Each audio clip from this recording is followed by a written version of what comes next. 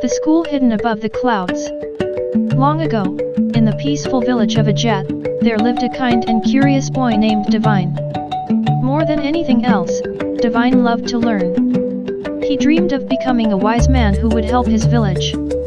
One day, an old traveler told Divine about a magical school hidden above the clouds.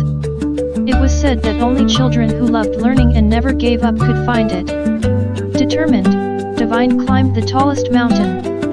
After a long journey, he reached a shining staircase made of clouds. At the top stood a beautiful school with sparkling golden walls and friendly teachers. The teachers welcomed Divine and taught him reading, writing, science, kindness, and wisdom. Every lesson made him smarter and more confident.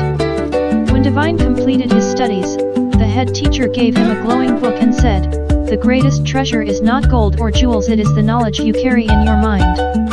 Divine returned to Ajat and shared everything he had learned.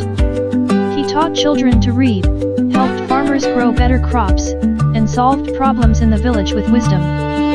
Soon, Ajat became one of the happiest and most successful villages because of the knowledge Divine shared. Everyone realized that learning could change lives and build a brighter future. Moral: education is the greatest treasure.